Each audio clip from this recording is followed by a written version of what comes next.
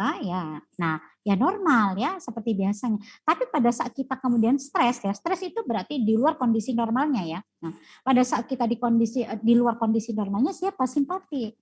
Ya, coba nggak keren gimana Allah itu melakukan pengaturan. Dibedakan ya, nggak kemudian kemudian dibuat overlap gitu, tumpang tindih, enggak ya. Jadi ada sendiri-sendiri yang bertugas. Ya, Allah itu sudah pikirkan sampai sedemikian detailnya. Ya, sampai sedemikian detailnya ya. Nah, untuk apa ya? Untuk apa dan buat apa sih Allah sampai segitunya? Ya sekali lagi, sifatnya Allah itu Ar-Rahman Ar-Rahim. Ya, kasih sayangnya itu luar biasa ya. Saya kalau bolak-balik ngomongkan Ar-Rahman Ar-Rahim itu saya ya Allah apa ya, kemudian dalam diri saya itu alhamdulillah ya Allah, iya ya. Jadi luar biasa ya. Kalau bukan saking rahmat rahimnya Allah ya nggak mungkin hidup saya dibuat begini ya. Jadi kalau kita sifat Ar-Rahman Ar-Rahim itu masuk betul ke dalam diri kita, itu kita pahami betul. Nah, maka akan menjadikan kita apa? Akan menjadikan kita ini akan menjadikan kita ini betul-betul oh iya ya, saya ini berarti makhluknya Allah yang benar-benar sedemikian besarnya ya cintanya Allah ke saya ya. Nah, maka kita akan begitu. Sehingga kalau kita ada apa-apa, kita tidak kemudian begini, Allah kok nggak adil ya ke saya. Oh, ya Allah kok dolim ya ke saya. Pikiran-pikiran seperti itu nanti akan hilang. Itu otomatis. Ya. Ketika kita paham betul Ar-Rahman Ar-Rahim. Nah, bahkan hari ini kita belajar Ar-Rahman Ar-Rahim itu bukan lagi dalam tingkatan organisme, tapi sampai pada tingkatan yang kecil di dalam badan kita. Masya Allah ya, nah, yang kecil di dalam badan kita. Jadi kalau diuraikan satu-satu one by one, diuraikan satu-satu ya Allah ya, nggak bisa kemudian barangkali mungkin kata alhamdulillah itu saja nggak cukup kayaknya ya. Nah kalau kita kemudian benar-benar uraikan itu satu-satu ya. Nah jadi kembali lagi ke sini ya, contohnya apa ya? Nah, Allah lakukan pengaturan itu, simpatik saja dibuat beda, parasimpatik dibuat beda. Nah, kita akan cek ya, pembedanya diingat-ingat ya, pada saat kita kondisinya istirahat, maka parah. Ketika kemudian kita ada dalam kondisi yang tidak biasanya, ya kata kuncinya tidak biasanya itu apa sih Bu Iva? Di sini menggunakan kata-katanya adalah stres ya. Nah, maka yang memainkan peran itu adalah simpatik. Kenapa kok begitu? Ya biar kita sifatnya kondisional ya, mengkondisikan dengan sesuatu yang sampai di dalam hidup kita ya. Jadi kalau misalnya ini dikasih modal ya, yoga lagi stres misalnya, kasih modalnya kamu pakai simpatiknya bekerja. Tapi ketika istirahat maka para simpatiknya bekerja ya begitu ya. Nah, kita cek. Nah. Oke, sebentar. Nah, tunggu. Nah, ini contoh ya. Jadi ini adalah contoh ya, biar kemudian kalian makin paham ya, makin paham bagaimana para simpatik dan simpatik. Tadi kata kuncinya untuk para itu adalah apa? Ketika kita istirahat ya, Nak. Jadi pada saat kita istirahat ya, kita bobok cantik ya, bocan ya. Nah, maka para simpatik melakukan tugasnya ya. Nah, melakukan tugasnya ngapain? Contoh ya. Nah, contoh sederhana adalah memperlambat denyut jantung. Ya, memperlambat denyut. Jadi denyutnya jantungnya itu dibuat lebih lambat. Lebih lambat dari apa? Lebih lambat dari normalnya, dari yang semestinya.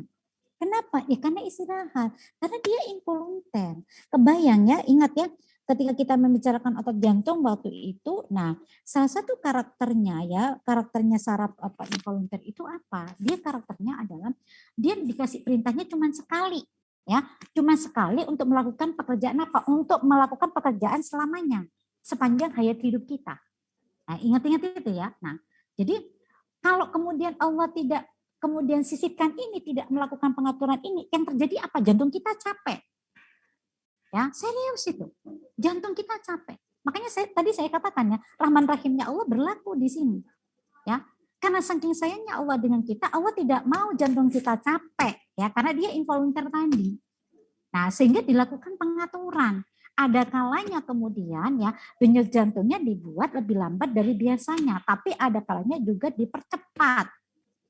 Ya, saat istirahat dibuat lambat, ya, dikurangi pekerjaannya. Ya, nah dikurangi pekerjaannya. Ya kenapa? Pertanyaannya kenapa kok mesti dikurangi? Ya karena tidak dibutuhkan. Buat apa pula ya? Pada saat kita istirahat, kenapa mesti jantungnya dipacu sedemikian rupa? Kan tidak dibutuhkan. Di mana ada struktur, di situ ada fungsi. Ya, disesuaikan dengan kebutuhan ya. Tenang aja, don't worry ya. Nah, Allah itu melakukan pengaturannya luar biasa.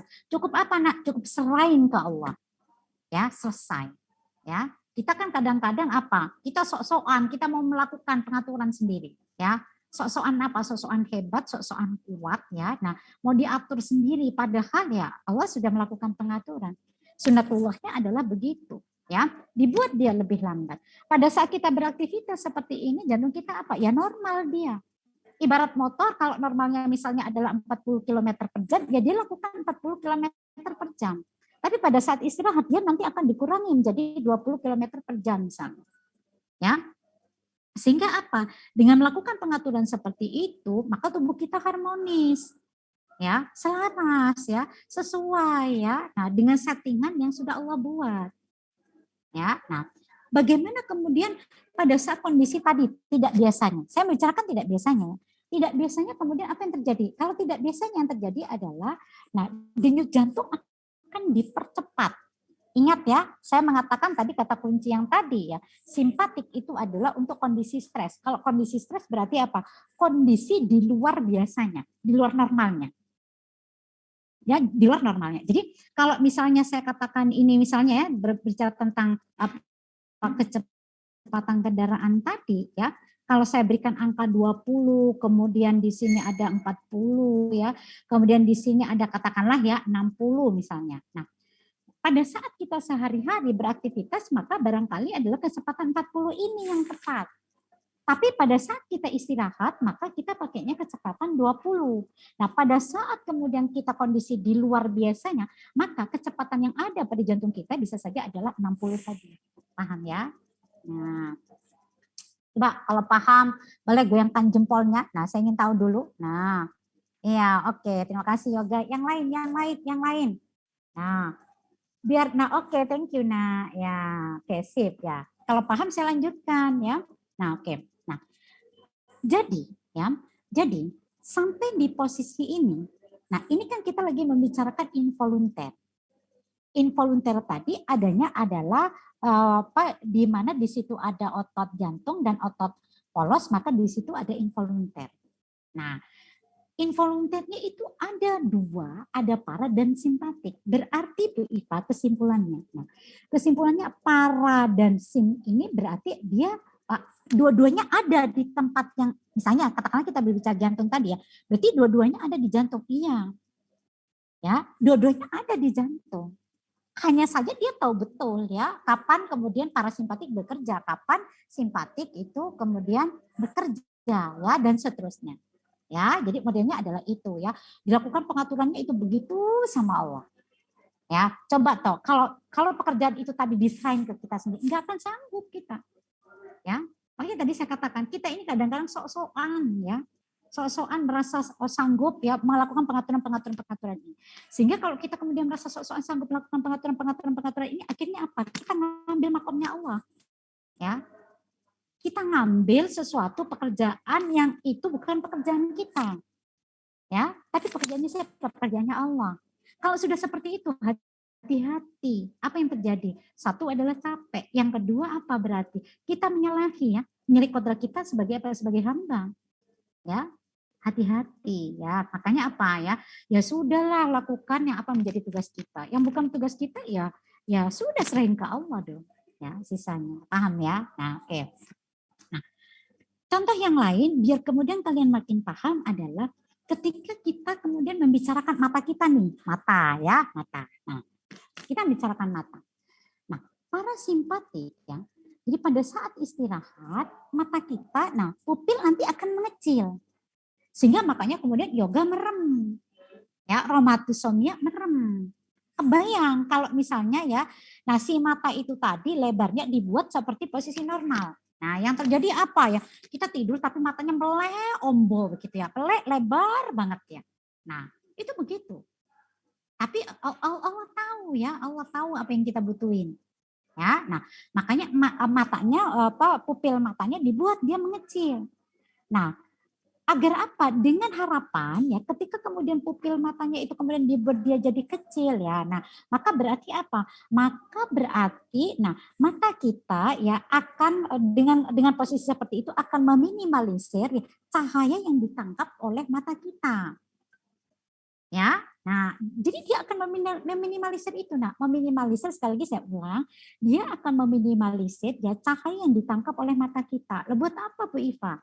Ya iya. Kalau cahayanya ya tidak kemudian diminimalisir yang masuk ke dalam mata kita, maka yang terjadi pada saat tidur apa? Satu ya, yang jelas-jelas terasa apa? Silau kita. Ya, kemudian gara-gara silau itu tadi kemudian akhirnya tidak nyenyak. Kenapa kok tidak nyenyak? Karena nanti ada hubungannya dengan hormon. Ya, ada hormon yang dia mengatur ritme tidur kita, yang dia hanya akan disekresikan ketika apa ya? Ketika cahaya tidak ada, jadi dia berbanding terbalik dengan cahaya. Allah ingin memberikan nikmat ke kita, ya. Nikmat ke kita dalam bentuk apa? Memberikan nikmat ke kita agar tidur kita kemudian nyenyak dengan cara apa? Parasimpatik disuruh kerja. Kerjanya suruh ngapain? Mengecilkan pupil mata kita. Ya, Masya Allah, ya.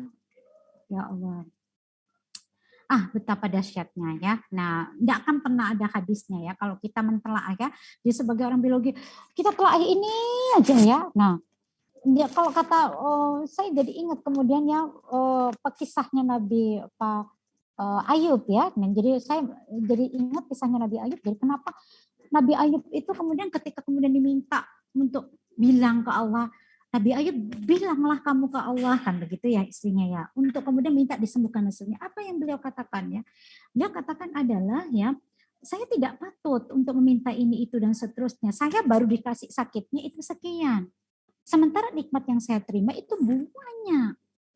Nah ternyata yang benar ya badan kita sehat itu adalah nikmat. Kan apa? Di setiap organ-organ yang bekerja di dalam tubuh kita itu rahman rahimnya Allah ada di sana. Ya, itu tadi loh ya, kebayang ya, mata aja loh ya, nah, mata aja itu begitu. Yang lain, nah bagaimana kemudian ketika kita kemudian ada dalam kondisi yang tidak semestinya di luar normalnya. Nah pupil mata diperbesar. Misalnya contohnya apa? Kita masuk ke gua nih ya, atau misalnya tiba-tiba rumah kita mati lampu misalnya, ya tiba-tiba mati lampu. Apa yang kemudian terjadi dengan mata kita? Pupilnya membesar. Dengan pupil yang membesar harapannya apa? Memaksimalkan mata kita untuk menerima cahaya. Ya. Jadi untuk memaksimalkan, Masya Allah ya.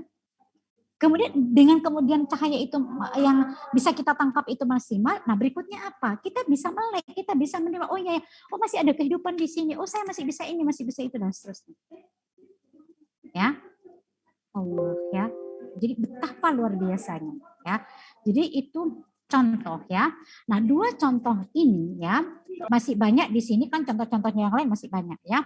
Nah, dua contoh ini ya maka kemudian ya akan menyadarkan kita bahwa pengaturan Allah itu luar biasa, bahwa struktur yang ada itu begitu luar biasa ya. Jadi letak-letaknya saja itu dipikirkan betul sama Allah ya. Nah, volunteernya ditaruh di kulit ya. Ya, ditaruh di kulit dan rangka tadi. Involunteernya ditaruh di organ-organ internal.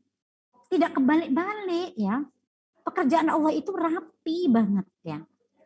Nah, Masya Allah ya. Jadi itu ya, mudah-mudahan ya kalau kalian barangkali mungkin ya dari slide tadi ya, slide satu tadi mungkin yang saya paparkan sampai nanti terakhir yang saya paparkan saja tidak semuanya kalian ingat.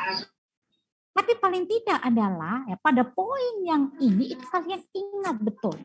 Sehingga nanti kalau mau mengeluh nih ya, kalau mau mengeluh saya katakan ya ingat-ingat, saya nggak patut mengeluh.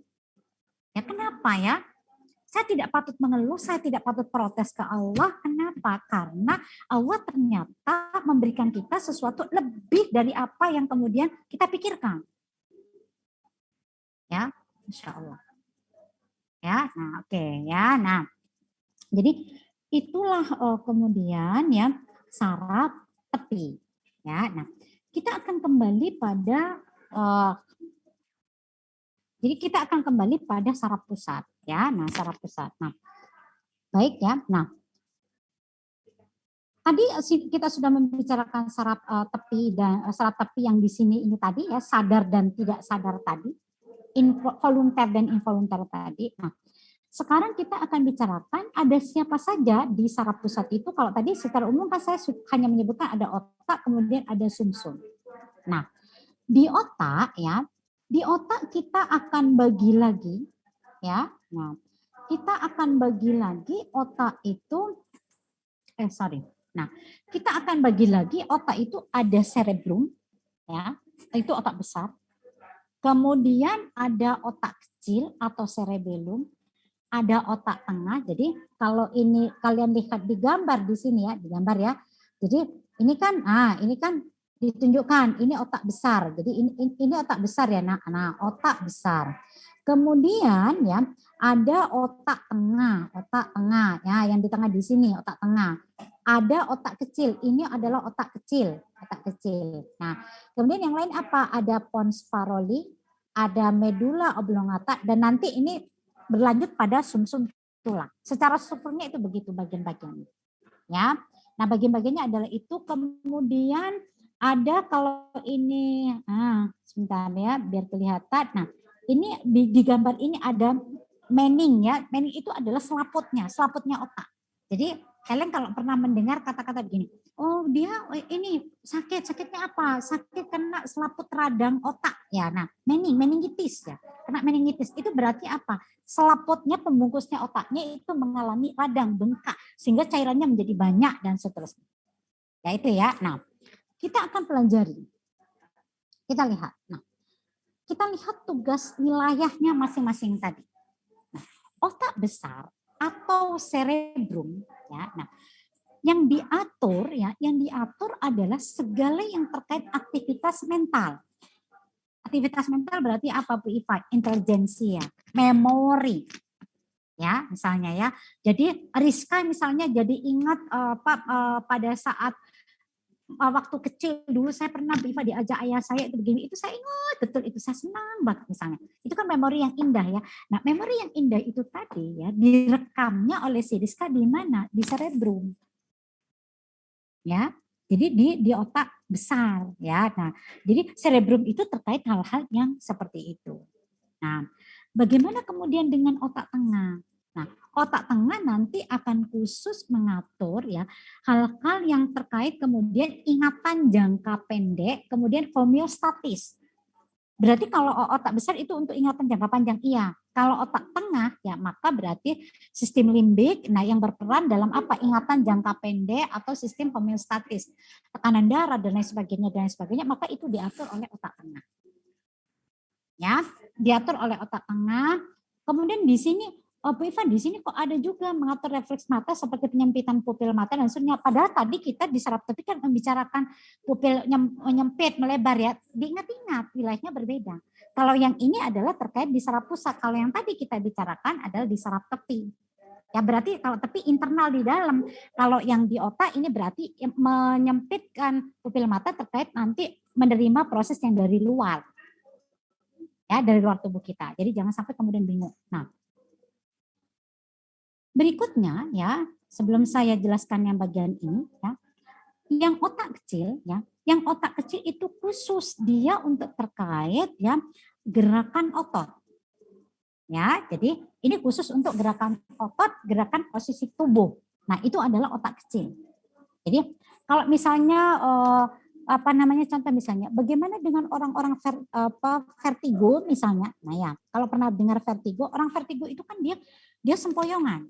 Ya, jadi merasa posisi tubuhnya itu dia enggak seperti ini, ya seperti tangan saya ini, tapi di ini seperti berkunang-kunang kayak goyang-goyang begitu. Nah, orang vertigo begitu. Nah, berarti yang seperti itu ada gangguan di mana? Di otak kecilnya, di cerebellumnya. Ya, di cerebellumnya. Nah, sementara untuk sumsum sambung atau medula oblongata dan medula oblongata itu untuk terkait gerakan-gerakan refleks ya seperti batuk dan seterusnya ya. Nah, gerak detak jantung dan sebagainya yang tadi ya sama seperti di saya bicarakan yang sebelumnya tadi ya. Nah, hanya saja yang ini adalah untuk kepentingan sekali lagi respon yang dari luar. Nah, jembatan Farol ataupun Sfaroli ya itu adalah penghubung.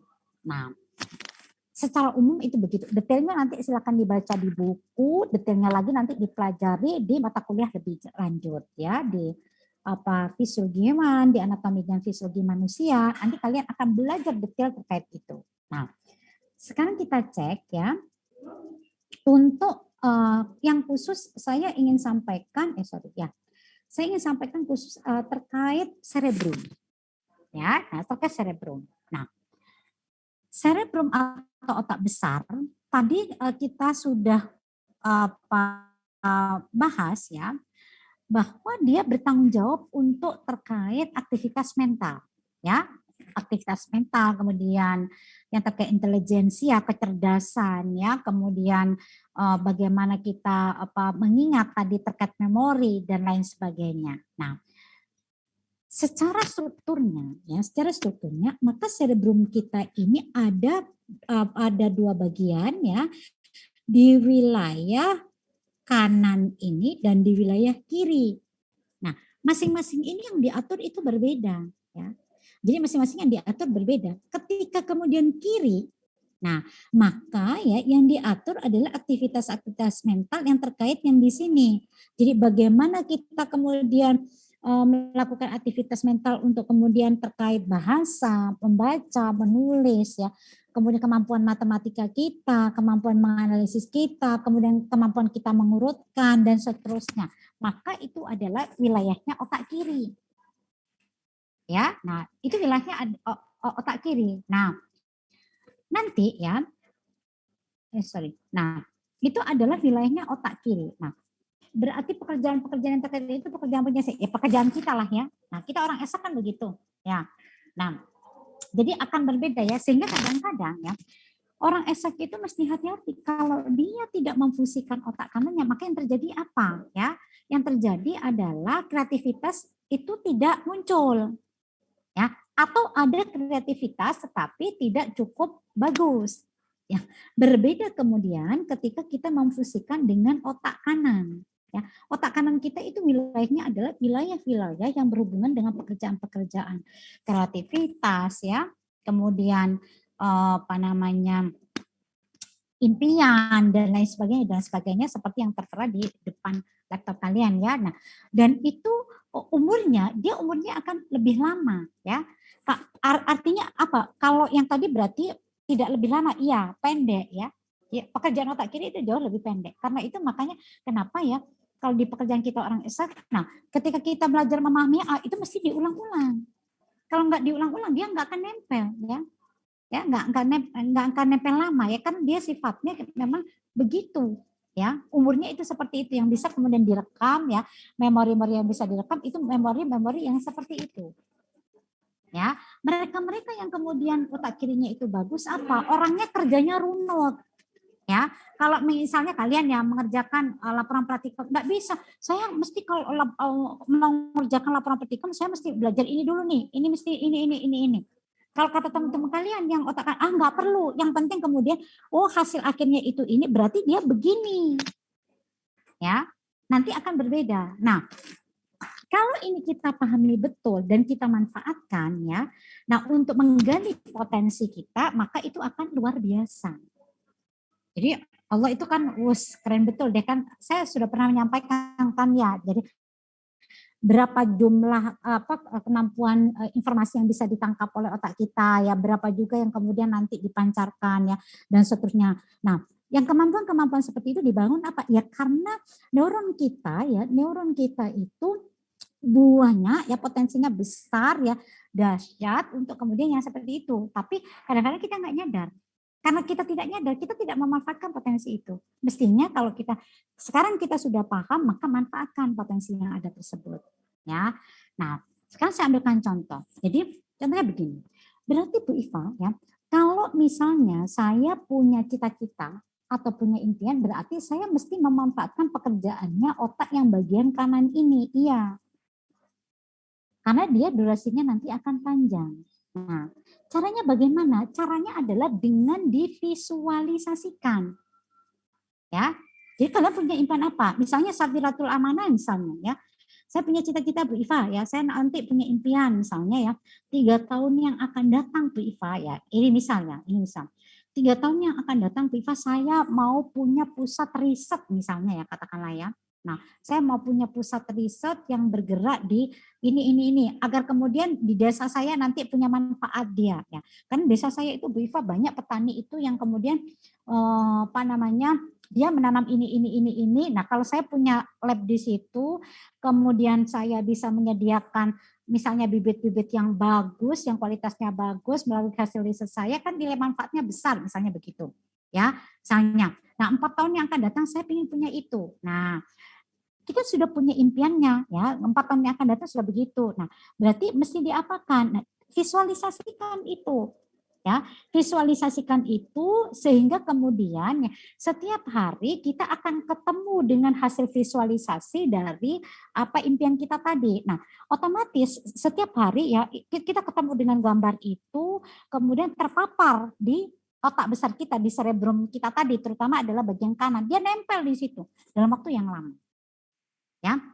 Nah, coba kalian perhatikan ya, mungkin kita tidak pernah sadar. Waktu kecil ketika kalian ditanya ya dulu waktu sekolah TK, mungkin ya barangkali SD ditanya, cita-citanya mau jadi apa, ya kan? Saya cita-citanya mau jadi guru, saya cita-citanya mau jadi apa namanya, katakanlah presiden, saya mau jadi ini, jadi itu dan seterusnya. Nah, tanpa kita sadari ya, nah ternyata kita membawa rekaman ketika ditanya itu tadi di otak kita. Dibawa itu terus dan terwujud ya. Nah, itu saya sudah membuktikan pada diri saya sendiri ya, pada diri saya sendiri saya sudah buktikan. Dan alhamdulillah memang qadarullah saya jadi guru gitu loh. Ya. Nah, karena itu ya, nah setelah ini saya akan berikan tugas ke kalian ya. Tugas ini sifatnya person ya. Jadi tugas ini sifatnya person individu ya, individu. Nah, apa yang mesti kalian lakukan? Saya ingin ya kalian kemudian membuat ya seperti yang dilakukan oleh nah ini adalah contoh tugas yang saya berikan untuk angkatan 2018 dulu. Saya minta mereka untuk memvisualisasikan impian mereka. Nah, saya ingin kemudian anak-anak kemudian paham, oh fungsinya saraf kita itu begitu ya, salah satunya. Fungsi-fungsi yang lain banyak kan. Nah, di kelas kita akan belajar strukturnya, di lab kita pada saat praktikum akan belajar strukturnya. Tapi dalam kehidupan sehari-hari kita akan belajar fungsinya dari apa yang sudah kita pelajari tadi. Nah, ya. Jadi tugas dari saya adalah visualisasikan impian kalian ya. Boleh impian itu dalam waktu 5 tahun yang akan datang atau dalam waktu misalnya nanti seumur hidup saya Bu Iva, silakan ya. Nah, yang apa yang perlu dimunculkan di situ? Munculkan tahunnya, munculkan impiannya apa. Semakin kemudian kalian detail memunculkan ya berarti semakin bagus ya. Kenapa? Karena kita lagi berimajinasi ya. Kita lagi berimajinasi, berangan-angan ya, punya mimpi, oh saya nanti kepingin punya resto, oh saya nanti ingin punya balai riset, oh saya nanti ingin katakanlah punya sekolah ya, saya ingin punya sekolah yang di situ sekolahnya ini, oh saya nanti ingin jadi guru, tapi saya nggak mau Bu Iva jadi gurunya itu biasa saja ya. Nah saya ingin jadi gurunya itu yang tidak biasa, yang istimewa. Nah, silakan itu divisualisasikan ya. Nah, nanti lengkapi dengan gambarnya, contoh ya. Contoh. Nah, yang di sini nih. Nah, ya, yang dilakukan oleh kakak kelas kalian di sini ya. Nah, ini adalah ketika kemudian yang bersangkutan itu punya cita-cita nanti saya jadi sarjana, 3 tahun yang akan datang saya jadi sarjana nih. Ya, saya jadi sarjana. Nah, dilengkapi gambarnya dia gambarnya orang yang kemudian pakai toga. Nah, kalau saya sih saran saya kalau ke anak bimbingan saya itu saya malah nyuruh mereka untuk kemudian, jadi di awal bimbingan itu saya minta mereka untuk kemudian ya dandan pakai toga ya dan seterusnya. Nah, itu saya minta begitu. Itu saya suruh pasang itu di DP ininya. ya DPI-nya. Mereka yang paham apa yang saya sampaikan akan ikut instruksi saya. Tapi yang tidak paham ya tidak akan ikut. Nah, saya pernah melakukan ini ya pada mahasiswa saya ya, itu saya minta begitu, apa yang terjadi? Memang betul. Dia lulus seperti yang kemudian dia visualisasikan tadi. Ya qadarulahnya itu begitu ya, dengan izin Allah dia lulus seperti yang kemudian dia visualisasikan. Nah, ya, jadi itu tugas dari saya. Jadi silahkan nanti dibuat semenarik mungkin ya. Nah, kemudian apa Bu Iva yang mesti dilakukan? Nanti bahkan boleh difigura ya. Nah, terserah figuranya mau diapakan, terus diapakan lagi Bu Iva? Nanti difoto. Ya, difoto. Nah, fotonya nanti tolong serahkan ke PJMK. PJMK nanti kirimkan ke saya. Ya, jadikan satu nanti kirimkan ke saya. Kalau offline sih biasanya saya suruh ngumpulkan, tapi kalau saya suruh ngumpulkan kadang-kadang saya nggak ingat seperti ini ya, miliknya angkatan 2018 masih ada di saya. Saya tidak ingat untuk mengembalikan. Nah, yang tadi hasilnya diapakan? Hasilnya adalah silakan dipasang di kamar kalian.